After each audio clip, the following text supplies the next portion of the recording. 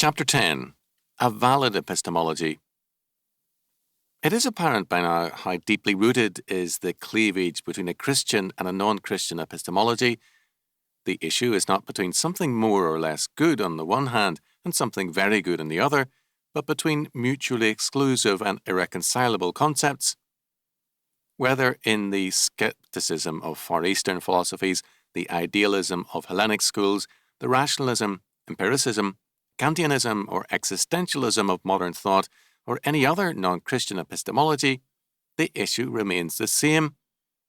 In Van Til's telling words, quote, "The Christian theistic position must be shown to be not as defensible as some other position, it must rather be shown to be the position which alone does not annihilate intelligent human experience," end quote.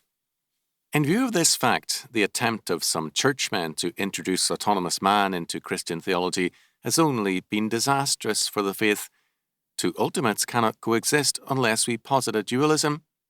Thus, when these thinkers introduce autonomous man into their doctrines, they effectually eliminate God. Quote, "Basic to the doctrines of orthodoxy is its conception of the absolute personal God. It holds to this doctrine as its chief and foremost constitutive concept. For Brunner, however, the idea of an absolute God is and must be nothing but a limiting conception. Quote, For our knowledge, the absolute is no more, though also no less, than a necessary limiting conception." End quote, end quote. When God is reduced to a limiting concept, there too man, while claiming ultimacy, is reduced to the lonely prison house of his mind, having no world to live in except a mindless universe, which is an aspect of his schizoid experience, an unhappy combination of reason with the continual experience of unreason. Autonomous man reigns in an empty and meaningless universe. As Spengler held, quote, "The individual may act morally or immorally, may do quote-unquote good or quote-unquote evil with respect to the primary feeling of his culture, but the theory of his actions is not a result, but a datum. Each culture possesses its own standards, the validity of which begins and ends with it. There is no general morale of humanity," end quote. If man makes himself his own ultimate and his final reference point, then the world and knowledge are dependent upon man. Nothing exists beyond autonomous man as a reference point above and beyond him, because man is not his own God. What the unbeliever calls his epistemic point of view, the Bible declares to be man's original sin. Genesis 3, 1-5. In a Christian epistemology, as we have seen, man lives by and under the absolute authority of the sovereign God. He sees God not as an object of knowledge, but as the necessary presupposition to all knowledge. Thus, the Christian thinker does not try to, quote-unquote, prove the existence of God. God is not another object among a universe of objects and facts which man is trying to know, but the creator of man and all factuality, so that all things were made by him and are to be known in terms of him. God's self-attesting word gives us the premises for knowledge. This does not mean, as Van Til points out, that we consult our Bible rather than go to Africa to study African animal life. The facts of life in Africa, in every form, are aspects of a world of facts which are related to one another in a way that only the biblical presupposition with respect to all factuality makes clear. Quote, "The Bible does not claim to offer a rival theory that may or may not be true. It claims to have the ultimate truth about all facts. The Bible is not a substitute for scientific research and study, but rather provides the necessary presupposition for all coherent study. Facts have meaning precisely because there is an ultimate law order which not only is the source of all things, but also the source of their coherence." Quote, "In other words, only Christian facts are possible," end quote. That is, only in terms of biblical faith can we account logically for the existence and coherence of factuality. Facts are theistic facts and derive their meaning from their God-ordained purpose and coherence. The Christian approach is thus neither a priori nor a posteriori, but transcendental. Quote, "It is the firm conviction of every epistemologically self-conscious Christian theist that no human being can utter a single syllable, whether in negation or in affirmation, unless it were for God's existence. Thus, the transcendental argument seeks to discover what sort of foundations the house of human knowledge must have in order to be what it is. End quote. The transcendental argument presupposes the independence of God from the world and the absolute dependence of the world upon God. This fact of dependence and the fact of sin rule out the possibility of neutrality on the part of any human being. Neither the mind of man nor any aspect of his being can be independent or neutral with respect to God. God being the maker of all things, there is not a neutral or independent atom in the universe. The myth of intellectual neutrality is a most dangerous belief. It presupposes that the mind of man has an autonomy or independence whereby it can view God as the universe God has created with an quote-unquote objective and quote-unquote impartial intellectual interest and with a radical neutrality. Such an assumption makes a God out of man and views him as a radical outsider to God in creation, viewing the universe merely with a remote intellectual curiosity. The myth of neutrality puts man on an equality with God at the very least, and in fact of superiority in that a belief concomitant to neutrality is that of the priority of time to eternity. The determination of nature and history, and of man as well, is transferred from the eternal decree of God to time, and eventually into the hands of man. Man, as an aspect of his neutrality, assumes a godlike authority and a power to determine. He may ascribe determination to nature, as witness the doctrine of evolution, but he can also hold that man can now control his evolution, guide the evolution of the creation around him, and progressively control and determine the development of nature as well as history in terms of man's sovereign decree and plan.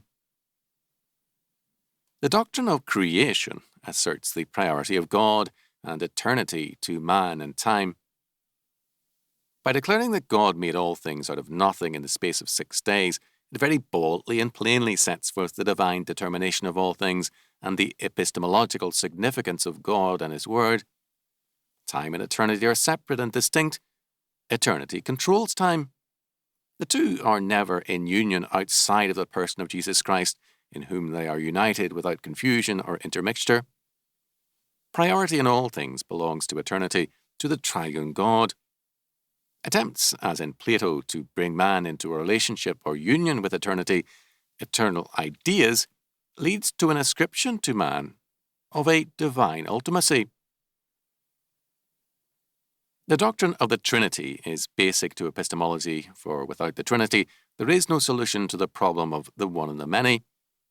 The problem of unity or oneness, as against the many or particularity, has always haunted epistemology. Either the world is one, and differentiation between fact and fact is rendered difficult or meaningless, or it is many, that is, an ocean of brute facts without any connection between one another. Philosophy has been unable to reconcile the one and the many, and only in the doctrine of the ontological Trinity do we have the equal ultimacy of the one and the many, the unity of created and uncreated reality, and also their particularity. Quote, one who embraces the doctrine of the Trinity holds that human knowledge is analogical. One who does not embrace the doctrine of the Trinity holds that human knowledge is original. End quote. The Trinity thus provides the basis for the principles of unity and diversity in human knowledge, so that knowledge can be made possible by the relation of facts to facts without their destruction. Quote, a corollary from the doctrine of the Trinity is that human knowledge is analogical. Human knowledge must always depend upon divine knowledge. Anything that a human being knows must first have been known to God. Anything a human being knows, he knows only because he knows God.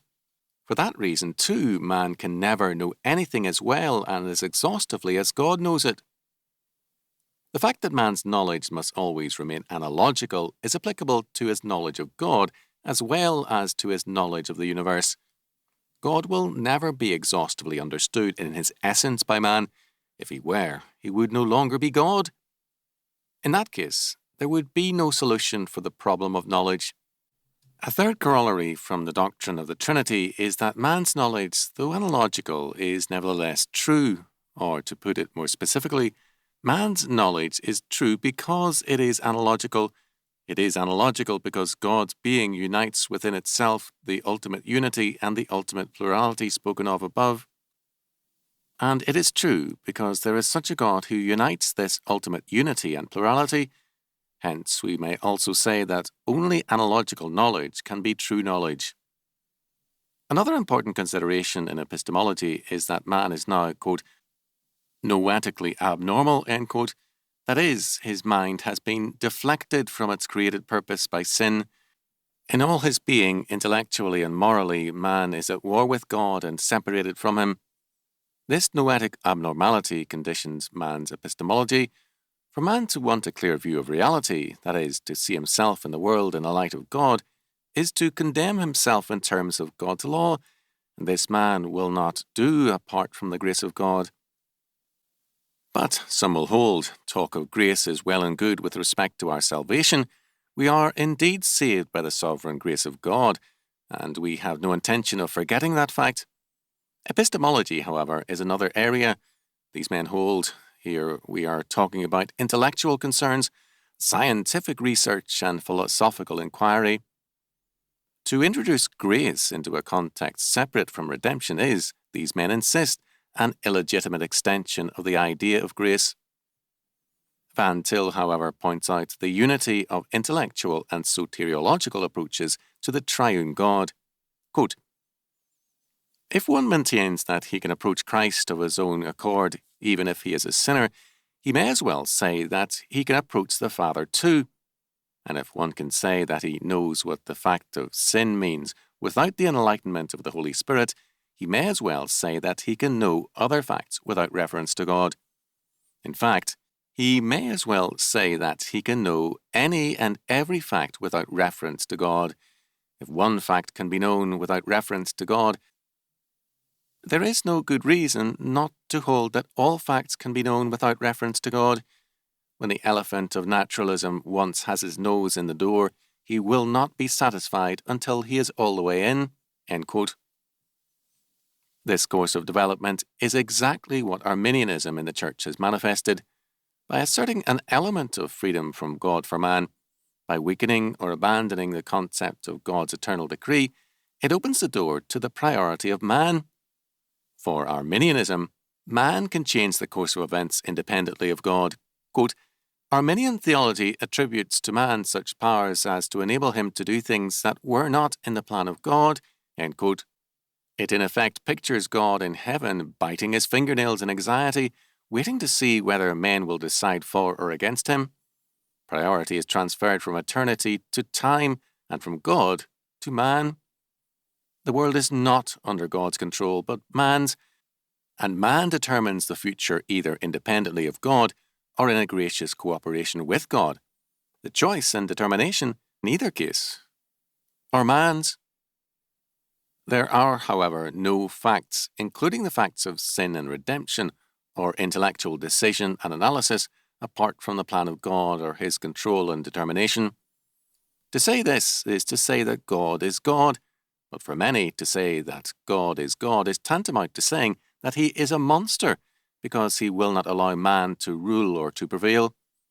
Such people insist that man must have exclusive responsibility, whereas for biblical faith, man's responsibility, freedom, and causality are secondary.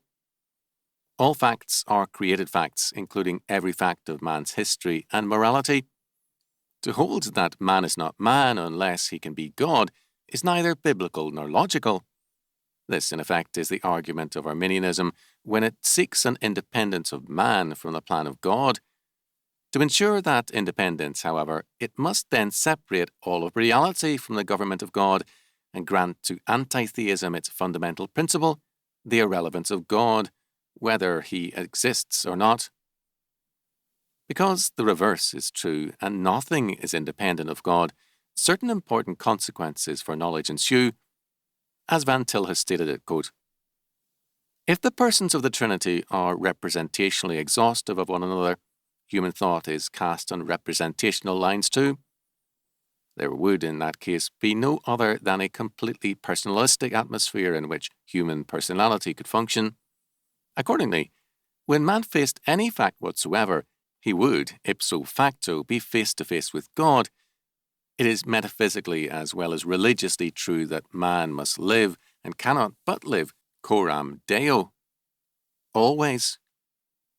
Even the meeting of one finite personality with another finite personality would not be truly personal if there were an impersonal atmosphere surrounding either or both of these personalities. What makes their meeting completely personal is the fact that the personality of each and of both is surrounded by the personality of God. Hence also every personal relationship between finite persons must be mediated through the central personality of God. Hence also every personal relationship among men must be representational of God. Every act of a finite person must, in the nature of the case, be representational, because the only alternative to this is that it should be completely impersonal. We may even say that every act of the infinite personality of God must be representational, because the only alternative to it would be that it should be impersonal. The Trinity exists necessarily in the manner that it does. We have seen this to be so because the principles of unity and diversity must be equally original. Accordingly, when we come to the question of the nature of finite personality, it is not a handicap to finite personality to think of itself as related in some way to the personality of God. On the contrary, the triune God of Scripture, the internally complete personality of God, is the very condition of its existence. A finite personality could function in none other than a completely personalistic atmosphere, and such an atmosphere can be supplied to him only if his existence depends entirely upon the exhaustive personality of God. End quote. Unlike Kant, a Christian theory of knowledge does not separate knowledge and faith as contradictory. Rather, they are complementary. Machen wrote that, quote, "It is impossible to have faith in a person without having knowledge of the person. Far from being contrasted with knowledge, faith is founded upon knowledge." End quote. This knowledge is the inescapable knowledge of God, for all factuality and every fibre of man's being is revelatory of God. We, because of sin, are unwilling to acknowledge this revelation and hold it down in unrighteousness. Romans 1:18-21. By grace we are made open to that knowledge. We believe in order that we may understand, so that, in a very real sense, knowledge is founded upon faith, in that it is faith that opens up to us that suppressed knowledge. The approach of the Christian must be, as Van Til points out, quote, "to reduce our opponent's position to an absurdity," end quote. We must press home to the unbeliever the implications of his position and its roots in faith, a false faith, a trust in a supposed autonomy of man's mind. Any position other than the Christian theistic epistemology is trapped in impossibilities and an inability to account for the ordinary aspects of, quote, naive realism. Quote, "In this connection, we must also say a word about the contention often made by Christians that we must be positive rather than negative in our presentation of the truth to those who have not yet accepted it. We have no fault to find with this statement, if it be correctly understood. We must certainly present the truth of the Christian theistic system constantly at every point of the argument. But it is clear that if you offer a new wife to one who is perfectly satisfied with the one he has now, you are not likely to be relieved of your burden. In other words, it is the self-sufficiency of the quote-unquote natural man that must first be brought under some pressure before there is any likelihood of us even considering the truth in any serious fashion at all. The parable of the prodigal son helps us here. As long as the son was at home, there was nothing but a positive argument that was held before him. But he wanted to go out of the father's house in order to indulge in, quote, riotous living, end quote, not till he was at the swine trough, not till he saw that he had made a hog of himself, that he could not be a hog because he was a man, did he at all begin to consider the servants of his father who had plenty of bread. The kingdom of God must be built upon the destruction of the enemy, end quote. Few better ways of destroying the enemy exist than by a rigorous use of the Christian theory of knowledge, by pointing out to men that, on their anti-theistic epistemologies, they, quote, annihilate intelligent human experience, end quote. On the argument of presupposition, the premises of anti-theistic thought can be unmasked as the absurdities they are, and the sovereign God set forth as the only valid presupposition for a tenable theory of knowledge,